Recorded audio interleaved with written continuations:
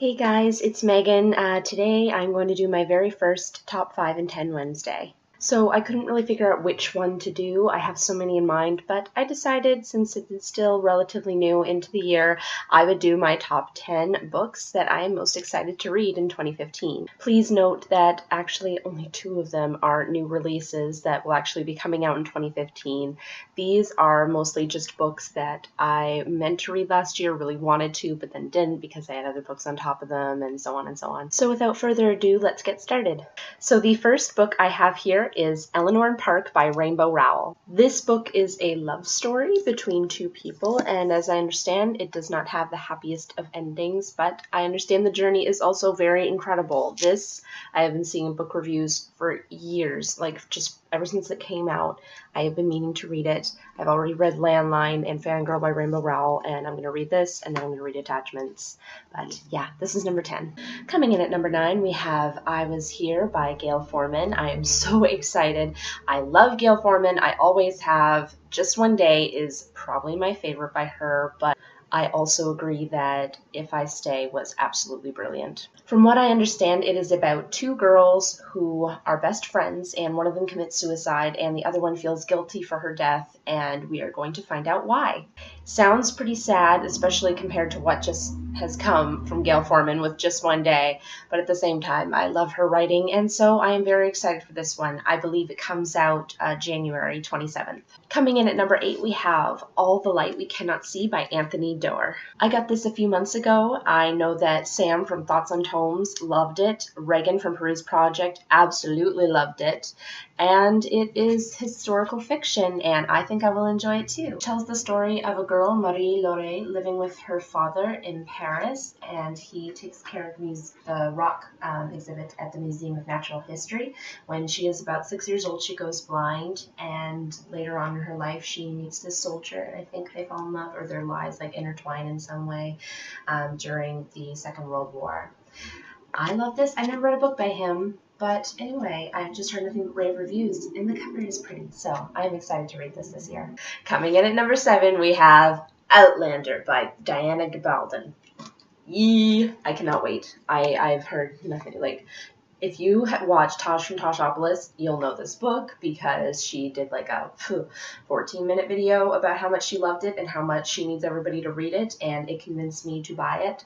And I believe the series is coming back for like the other half or the first season or whatever in April, so I have until then to read this. It's pretty sizable. I think it's around 800 pages, but yes, if you don't know, this is about a young woman, I want to say a nurse, who lives during the Second World War with her fiance or her new husband, and they're honeymooning in Scotland, and she finds these runes, and she touches them, and suddenly she's thrown back like, 200 years or something like that. And yeah, so it's time traveling. It's intriguing. I cannot wait to read it. Coming in at number 6, we have The Bookshop book by Jen Campbell. To sum it up, this is a book about various bookshops from around the world, written by Jen Campbell, the author of Weird Things Customers Say in Bookshops. I am so intrigued by this. It looks fantastic. There are pictures. Oh, that is so great. I cannot wait to read this because I love books and I love bookshops. And we're going to read about some from around the world, some very different ones, some that are on boats, some that are just like in boxes and communities, just various kinds. I am excited to look into this. Coming in at number 5, we have The Storied Life of A.J. Vickery by Gabrielle Zevin. This I have also heard amazing things about from Lindsay Ray and Reagan from Peruse Project. This man, who I want to say owns a bookshop, that is one of the appeals, it's about books, loses his wife, and a year later, everything in his life is starting to suffer, like his bookshop's like starting to buckle and just all that stuff. And then a girl, I think it's a girl, is dropped off at his doorstep one day, and it just changes his life. It just sounds like a sweet, fun story. Even though it's sad, it'll still be sweet. But yes, I cannot wait to read this. Coming in at number 4, we have a book that is also yet to be released, and it is called 9 Old Men by Andreas Deja. This book, I cannot even tell you how long I've been waiting for a book like this to come out. It is about The Nine Old Men. Now, if you're a Disney geek like me, you know that the Nine Old Men were Walt's key animators back in the golden age of animation, like the golden era of Disney animation and beyond and before. And it was just these key figures that Walt turned to make his characters and everything. And I have read about them individually. I've seen like little short discussions in the special features of DVDs about them, but it's never been put all together in one book, like one comprehensive guide to them. And so Andres Deja, who is one of my current favorite animators at Disney, he designed and animated Scar, Lilo, Gaston.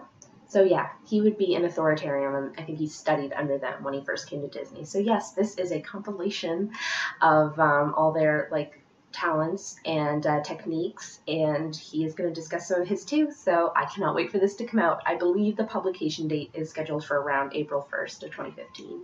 Coming in at number 3, we have The Name of the Wind by Patrick Rothfuss. This is the first book in the King Killer Chronicles.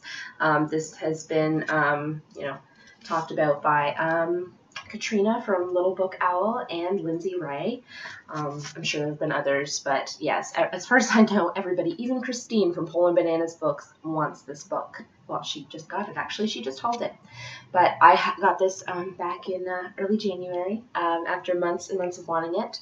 As I understand, this guy is a wizard, and the king is dead, and I don't know, and they're looking for him. So that's about all I know, because I don't want to go in knowing this too much. This is also going to be my first true adult fantasy book that I ever read, and so what better way to start than with some Patrick Rothfuss. Coming in at number 2, I have The Bronze Horseman by Paulina Simons. This is about this girl Tatiana and her sister Dasha Metanova, and it is Russia, and I want to say the First World War, or around that time.